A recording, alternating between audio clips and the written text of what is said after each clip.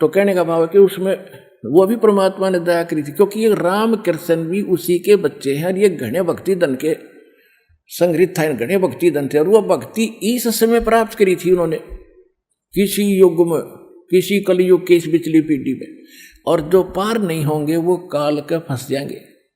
अरे ये इतनी कमाई आप तो रोजाना ना जाने कितने सांस का सिमरण करते हो, और एक सिमरण की इतनी कीमत, और सारे जीवन में पता नहीं कितनी कमाई कर लोगे। और यदि आप पार नहीं होए फिर फंस गए काल का। स्वर्ग में राजा बना, स्वर्ग का देवता बना देगा, माँ स्वर्ग में ले जाएगा, सबको अलग अलग जो भक्ति करे और सबकी न्यारी न्यारी स्थानों पर, आपको भिन्न भिन्न स्थानों पर इसका बेनिफिट देगा। साथ में इसका अपना एक कमीशन है वो लेता है, और पूंजी आपकी खत्म होगी। अरे रामकृष्ण नर की फिर भी गणिया बच जाती है। ऐसे जो पुण्यात्मा बनते हैं तो उन्हीं में से ये फिर सिलेक्ट करता है, अपने पुत्र रूप में पैदा करता उन आत्माओं को। उनकी पूंजी तो वह अपनी ओर से, अरे उसके उनको दुरुपयोग करके उनको पाप का भागी और बनवाता है। और जहाँ जब वो राम कृष्ण रूप में जब विष्णु जी आए, विष्णु जी भी तो उसी के बच्चे हैं जो विष्णु बने, किसी वो भी कभी इस कलयुग में मालिक की पूजा कर रहे हैं, तो उनको जब दुख होता है तो वो भी साथ वही देता है जाके। जब रावण नहीं मर रहा था, पसीने आ गए थे उसका, रामचंद्र जी के, जब परमात्मा ने जाके गुप्त रूप से जब उसकी नाभि में ठोका था तीर, वो तो सामने बराबर का योद्धा था, राम के तो छक्के छुड़ा रखे थे उसने, रावण ने। तो कहने का भाव ये है, कहते धनी का जगत का पेख ना पेखा, धनी का नाम ना लेखा। जो कर रहा था उसका पता भी कोई नहीं क्या। तो यहाँ वो बता रहे हैं कि हमने ही कराया था सारा काम। तुम राम कृष्ण को तो सिर्फ एक महिमा दी थी कि इनके पुजारी हैं, भक्ति की आस्था बनी रहेगी। इस कलयुग तक भक्ति की आस्था बनाए रखने के लिए आपके हृदय में मालिक ने स्वयं आगे ना आकर के, चाहे को किसी की पूजा करे, उसी के माध्यम से जाकर उसका फल दे आई। और काल ये चाहता है कि भक्तिहीन हो जा, इसी भक्ति कराऊं करती नकली, और ये भगवान से आस्था उठ जाए। जैसे सारा चीन नास्तिक बनवा दिया, महात्मा बुद्ध बेच के रूस नास्तिक कर दिया। अरे थोड़े कुछ दिनों में यहाँ भी नास्तिक कैसे हो रहे थे, हम के कौन सी भक्ति करें थे, माया माया लूटने की होड़ ला रखी थी, बस किसी तरह बन जाओ। तो ये चाहता था कि भगवान से दूर हो जाए, गलत साधना करें, भगवान से कोई लाभ मिले नहीं, और ये फिर खत्म हो जाए कहानी। और भगवान ने चाहा था किसी प्रकार इस युग तक, इस समय तक इनमें थोड़ी बहुत आस्था भी जागती रहेगी ना, तो फिर थोड़ी भी जोत जलती रह जाए, उसमें और घी डाल दो, फिर शुरू होगी न्यों की न्यों करेगी। तो दास डाल लेगा सत्य भक्ति का घी आपकी जलती हुई जोतों में, ये फिर प्रफुल्लित हो जाएंगे। फिर क्या कहते हैं, छिन में धरती पग धरूं और छिन में धरती पग धरूं और दादे संग सृष्टि संजोगे, पद अमान न्यारा रहूं इस विद दिन दुनी वियोग। बोलत है धर्मदास जिंद जननी को थारी, तेरी माँ कौन है, तेरे माता पिता कौन है, कौन पिता परवेश, कौन गतरेन अधारी, क्यों उतरे कल माही, कहो सब भेद विचारम, और तुम निज पूर्ण ब्रह्म कहाँ अनपान आहारण। कि जब आप परमात्मा हो तो फिर ये भोजन भाजन क्यों करते हो, भगवान भूखा है मेरा आग्रह। वाह भैया, कौन तुम्हारा धाम नाम सुमरण क्या कहिए, और तुम व्यापक कल माही, कहो कहाँ साहेब रहिए। परमात्मा क्या बताते हैं, गगन शून्य में हम रहे, और व्यापक सब ही ठोरे, हृदय रेन हमार है, ये फूल पान फल मोरे।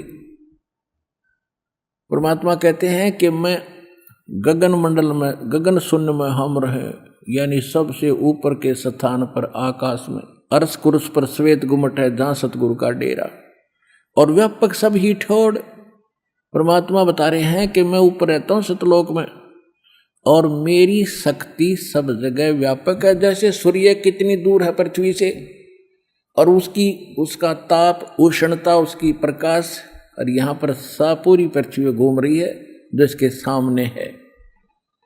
इसी प्रकार परमात्मा बताते हैं, मैं कहीं पर भी हूँ, मेरा रेंट विशेष ठिकाना तो वहाँ पर है, लेकिन वहीं से मेरी शक्ति सब जगह काम करती है। जंद कहे धर्मदास सुनो सतगुरु की वाणी, हम ही संत सुजान हम ही हैं सारंग पाणी।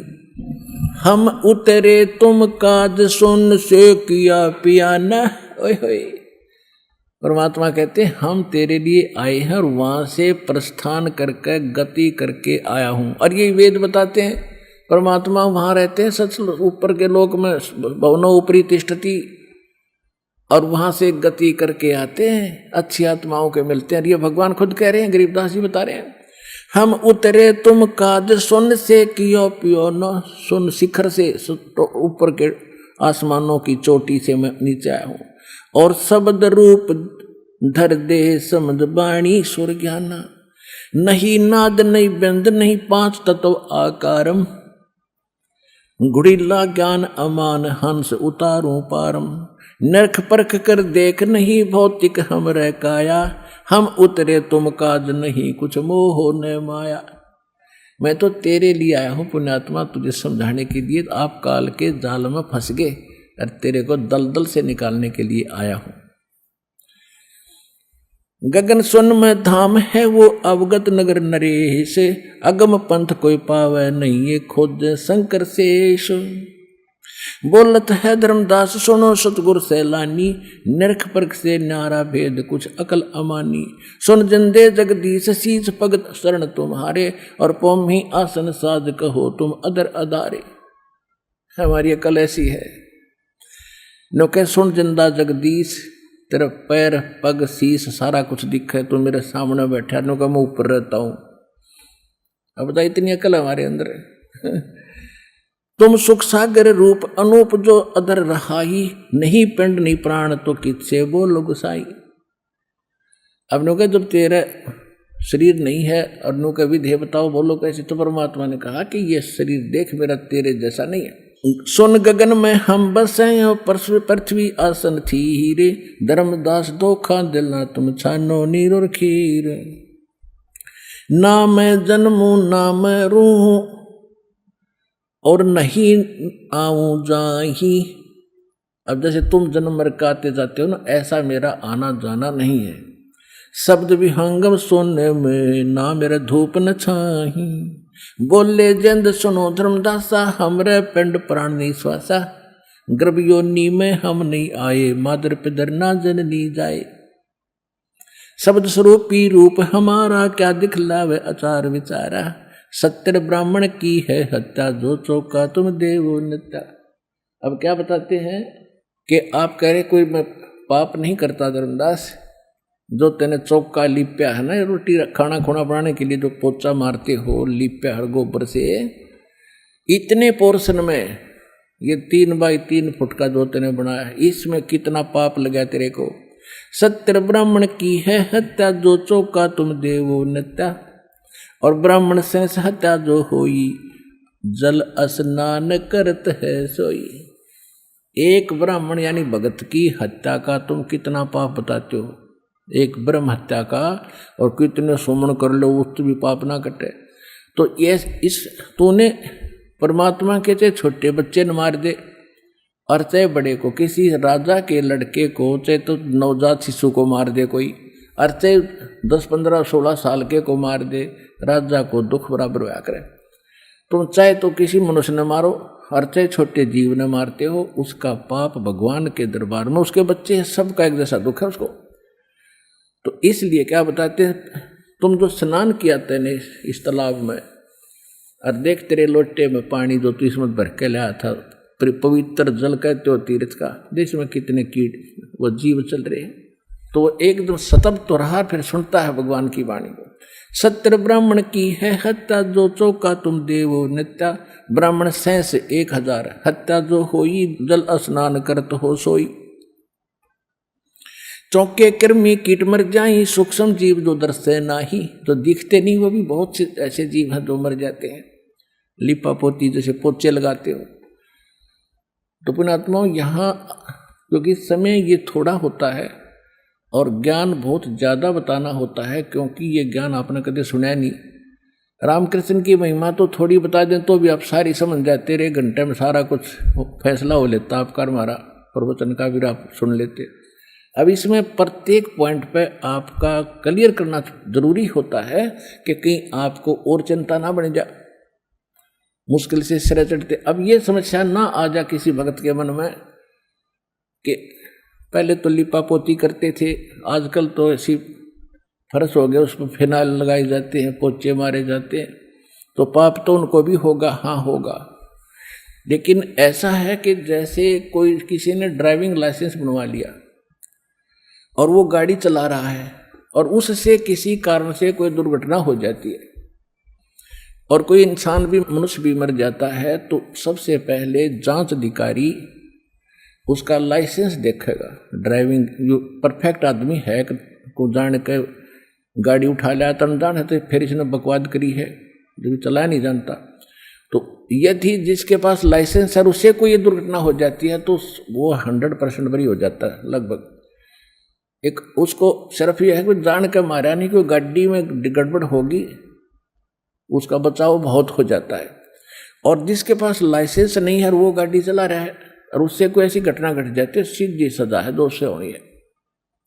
तो और जिसके पास डुप्लीकेट लाइसेंस है वो भी दोषी, वो भी सीधी सजा। तो इसीलिए तो जब तक आप इस परमेश्वर कबीर जी के उस सच्चे, या तो भगवान आए थे या इस दास को भेजा अभी तक, या जिन महापुरुषों को मालिक ने आदेश दिया था उनको कंप्लीट कोर्स आगे बताने की आज्ञा नहीं थी। जैसे आदरणीय धर्मदास जी को, आदरणीय नानक साहिब जी को, आदरणीय गरीबदास साहिब जी को, इनको गुरुपद दिया था भगवान ने, लेकिन इनकी से प्रतिज्ञा दिला दी थी कि इस मार्ग को आगे नहीं बताना, सिर्फ प्रथम मंत्र देते रहना। और वो भी परंपरागत सही चलता तो लाइसेंस, वो भी जैसे एक हैवी लाइसेंस, एक लाइट होता है, वो लाइट सा काम करे था, तो वो तक था उनके पास, प्रथम मंत्र देते थे बस। अरीब कति से ट्रला चला लियो, ऐसा दे देंगे लाइसेंस बना के, कोई दिक्कत नहीं आओगे। तो उस समय तो नकली लाइसेंस जिसने और किसी के पास है, जब तक आप इस शरण में नहीं आए तब तक आप कोई पुण्य भी करते थे, कोई गुरु भी बना रखे थे, या बिना बनाए भी कोई साधना करते थे, उससे आपको, या श्री राम कृष्ण विष्णु ब्रह्म की जो साधना, ब्रह्मा ब्रह्म की साधना करते थे, दुर्गा की, चाहे कोई गुरु भी उनका अधिकारी बना भी रखा होगा, तब तक दोनों ही आपने पाप और पुण्य दोनों भोगने पड़े, क्योंकि वो अधिकारी हैं ही नहीं इस गुरु पद पे आने के। ना ब्रह्मा को कंप्लीट स्पिरिचुअल नॉलेज, ना विष्णु जी को, ना शंकर जी को, ना दुर्गा जी को, और ना इस ब्रह्म को। तो इनके द्वारा बनाए वो दिए गए उपदेश मंत्र भी इनकम्प्लीट, यानी वो पूर्ण ऑथराइज्ड नहीं है मोक्ष मार्ग के।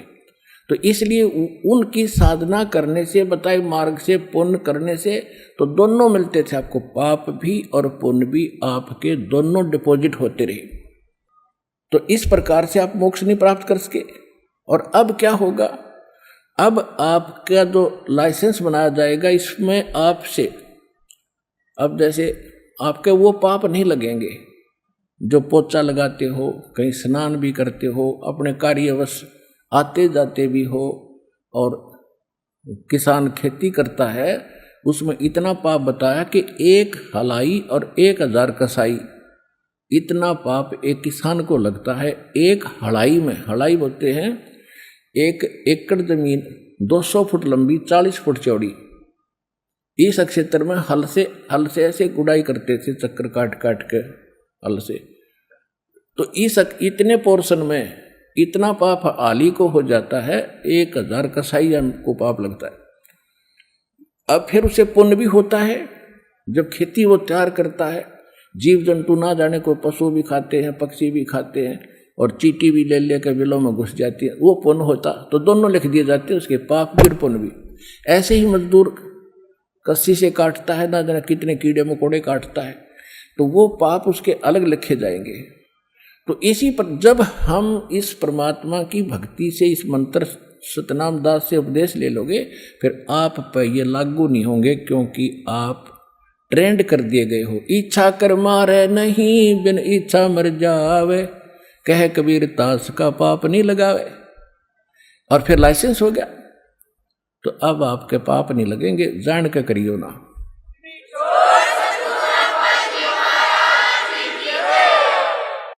और गीता जी अध्याय नंबर 18 में भी स्पष्ट किया हुआ है कि ये कर्तव्य जो कर्म है आपके। अर्जुन ने पूछा जी पाप तो इनमें भी होता है कि जब तुम्हें परम संत मिल जाएगा, उससे लाइसेंस आपको मिल जाएगा, यानी उपदेश मिलने के बाद ये कर्तव्य कर्म है, इनके पाप नहीं लगा करते। जो जैसे खेती करता है, कोई अपना मजदूरी करता है या आता जाता है अपने कामवश, इनसे पाप नहीं लगते। फिर उस पूर्ण संत से दीक्षा लेने के उपरांत फिर क्या बताते हैं कि आप कहाँ से आए हो धर्मदास जी। धर्मदास जी ने कहा कि मैं बांधवगढ़ से आया हूँ, मथुरा में। बांधवगढ़ यहाँ से कितनी दूर है कि लगभग 250 कोस, यानी 750-800 किलोमीटर। तो कैसे आए हो धर्मदास जी? भगवान ने पूछा कि पैदल आया हूँ महाराज। पैदल आया हूँ जी मैं। धार्मिक व्यक्ति थे कि परमात्मा ने कहा कि वहाँ से पैदल आते या गाड़ी जोड़ के लाते, कार में आते, पाप तो वही लिखे जाएंगे ना जिस उद्देश्य से जा रहे हो। तो वहाँ से यहाँ तक आपने कितने कदम रखे? पृथ्वी ऊपर पग जो धारे, करोड़ जीव एक दिन में मारे। पृथ्वी के ऊपर पैर रखने मात्र से एक दिन में करोड़ों जीवों को मार कर घूम फिर कर तुम विश्राम लेते हो और फिर कहते हो पाप नहीं करते। तो आप कहाँ से चले थे? बांधवगढ़ से यहाँ तक आने में 1 हफ्ता लगा होगा आपको। कहाँ जी? तो इस वहाँ से यहाँ तक आने और जाने में कितने पाप आपने कर दिए, जीव मार दिए। पृथ्वी ऊपर पग जो धारे, करोड़ जीव एक दिन में मारे। अब क्या बताते हैं परमात्मा? ब्राह्मण से सत्या जो होई, जल स्नान करते हो सोई, चौके कर्मी कीट मर जाई, सूक्ष्म जीव जो दर्श नाही। हरी भांति पृथ्वी के रंगा, अंत कोट जीव उड़े पतंगा। कुछ ऐसे हैं जो पृथ्वी के रंग के जीव हैं, कुछ ऐसे हरे हरे घास में हरे जैसे, उसी घास जैसे होते हैं, और वो भी तुमसे मर जाते हैं। तारक मंत्र कोट जपाही, वे जीव हिंसा उतरे नाही। और तुम्हारे जो मंत्र है ना, जो तुम जाप करते हो, राम कृष्ण हरे हरे राधे श्याम, कहते हैं ना, चाहे करोड़ जाप कर लियो, वह जीव हिंसा इनसे नहीं कट सकती। वो मंत्र मेरे पास है, सतनाम, उससे कटेंगे वो पूर्व के पाप भी तेरे। तारक मंत्र कोट जपाही, वो जीव हंसा उतरे नाही। पृथ्वी ऊपर पग जो धारे, करोड़ जीव एक दिन में मारे। करे आरती संजम सेवा, या अपराध न उतरे देवा। अब जैसे तुम आरती करते हो, घंटी बजाते हो, कहते हैं इनमें भी पाप होते हैं। जब घंटी बजाते हो उसमें भी, और घंटी का डंडा मारते हो वहाँ भी जीव होते हैं, कण छोटे छोटे अणु। यानी कोई भी तुम्हारा कर्म पाप से रहित नहीं है। और तुम्हारे पास वो साबुन और जल है नहीं जिससे आपका रोज, जैसे हम प्रतिदिन कपड़ा पहनते हैं, मैला हो जाता, साबुन और पानी से धो लेते, साफ हो गया। तो आपके मंत्र तो साबुन पानी वाला भी काम ना करते। वो सच साधना जब तक नहीं मिलेगी, और डेली के जो कर्म होते उनको भी आरती सेवा सिमरण पूजा हम करते हैं, उसमें भी वो डेली भी खत्म होते हैं जो हो भी जाते हैं। तो ठाकुर घंटा पौन चकोरे, कोट जीव सुख सिर तोड़े। ताल मृदंग और झालर बाजे, कोट जीव सूक्ष्म साजे। धूप दीप और अर्पण अंगा, कोट जीव जाजरे विहंगा।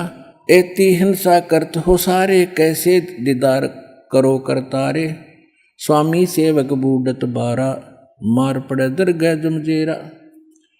ऐसा ज्ञान अचम सुनाऊं, पूजा अर्पण सभी छुड़ाऊं। परमात्मा कहते मैं ऐसा ज्ञान सुना दूंगा गजब का कि ये सब जो तुम कर रहे हो ना, इससे सब पीछा छूट जाएगा। जो साधनाएं करते हो, व्रत रख लिया, तीर्थों पर जाना, फलाना करना, ये सब छुड़वा दूंगा। ऐसा ज्ञान अचंब सुनाऊं, पूजा अर्पण सबे छुड़ाऊं। झाड़ी लंगी कर तो हमेशा, सूक्ष्म जीव होत है निशा। यानी सब प्रकार के बता रहे हैं कि तुम खाते पीते हो, खानदान में दमन प्राणी, और कैसे पाओ मोक्ष निशानी।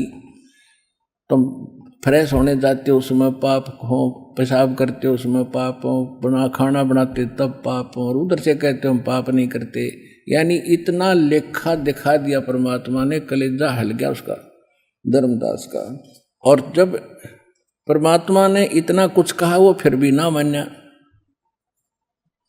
और जैसे परमात्मा बताते हैं, तीर्थ पाठ चले जो प्राणी, सो तो जन्म जन्म उड़ जाड़ी। जैसे तीर्थों पर जाते हो ना, तुम्हारे तो असंग जन्म के पाप इकट्ठे कर लिए, सारे भोगने पड़ेंगे। तीर्थ बाट चले जो प्राणी, सो तो जन्म जन्म उर्झाणी।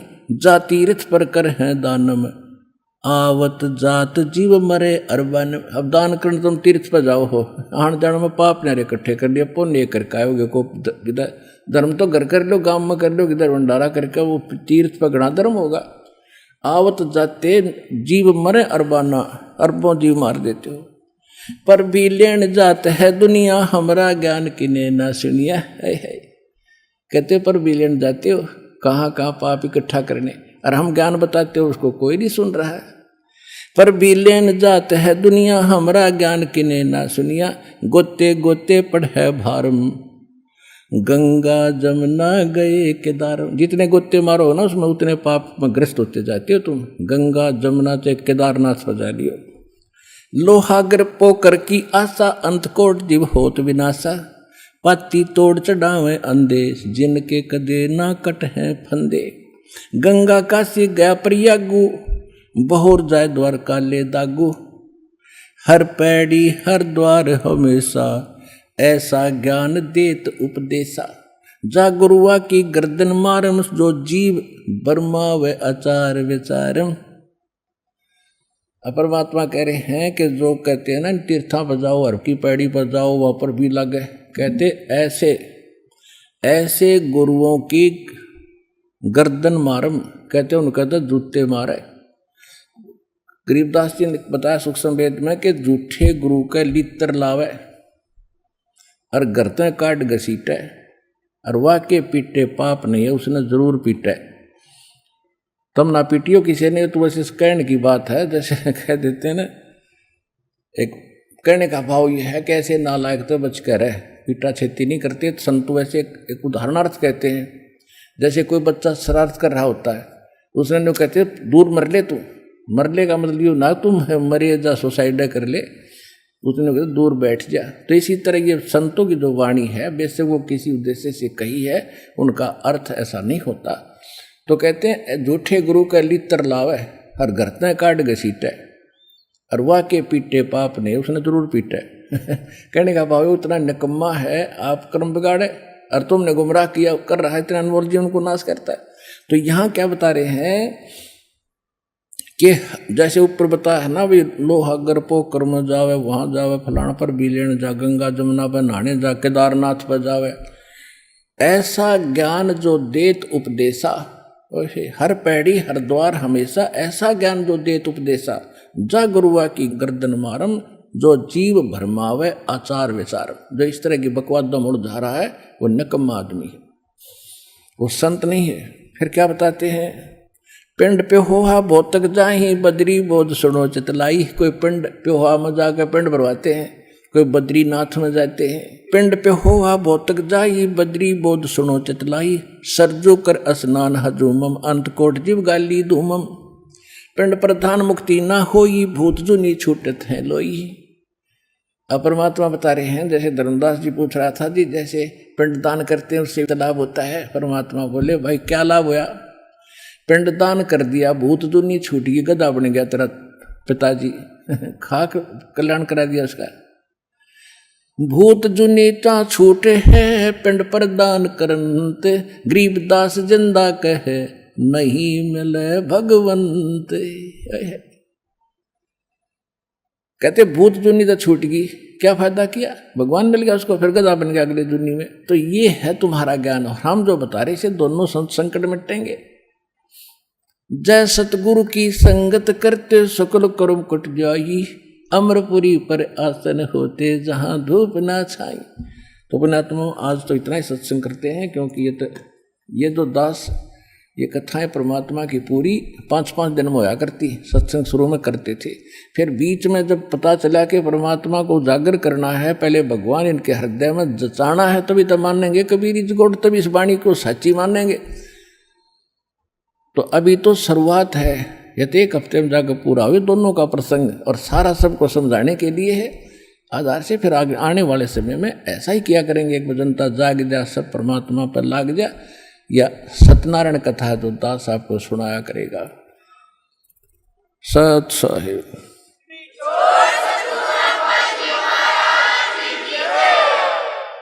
अब आपको कुछ भक्तों के अनुभव सुनाएंगे, जिन्होंने परमात्मा से लाभ प्राप्त हुआ, उससे आपको दृढ़ता आएगी। नए भक्त आते हैं, लुटे पिटे आते हैं। पुण्यात्माओं, जहाँ जहाँ भी आप गए हो आपने खूब पता वहाँ क्या व्यवस्था थी, और यहाँ का भी आपको मालूम है यहाँ क्या व्यवस्था है। यहाँ भगवान आपके बाप का घर है, और जहाँ आप जाते थे वहाँ किसी दूसरे के बार में जाते थे, वहाँ अपने पैसे से खाना, अपने पैसे सब कुछ करना। देखो, जो पैसा आप यहाँ दान करते हो ये पैसा आपका है। आपने जो दान कर दिया ये आपका है, ये आपको 1000 गुना मिलेगा आगे जाके। और इसमें यो फिर आपका नहीं रहा, आपका है, आपका नहीं रहा। आपने दान कर दिया भगवान को, आपका नहीं रहा, ये हो गया भगवान का। और उसके बदले में आपको भगवान ने दे दिया 1000 गुना, आपका नहीं रहा। और वास्तव में जो दान आपने कर दिया वो आपका। ये दोनों बात कैसे? जैसे आपने 10 लाख रुपये लगा दिए कोठी बनाने में, वो आपका नहीं है। आपने कार ले ली 2 लाख की, 4 लाख की, वो आपकी नहीं है। आपने जो दान कर दिया ये आपका ही, आपको आगे मिलेगा, और ये यहीं बाकी यहाँ छोड़ के जाओगे। तो कहने का भाव ये है कि जो आप दान यहाँ करते हैं ये आपका है, आपको आगे मिलेगा। ये आपका नहीं रहा, क्योंकि आपको तो इसके बदले भगवान 1000 गुना देगा। और फिर उससे अपने आपके भाई बहन जो यहाँ आते दुखी सुखी सबको फ्री व्यवस्था की जाती है। तो ये आपका घर है, और यहाँ कितना सुख मालिक देता है। कितने दुखी आते हैं, यहाँ आते सारे दुख भूल जाते हैं, सब चीज़ समय पर मिलती है।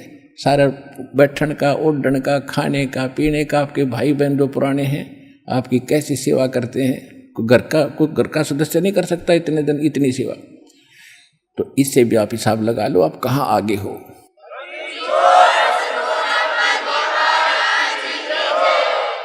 तो इससे आपको दृढ़ता आएगी।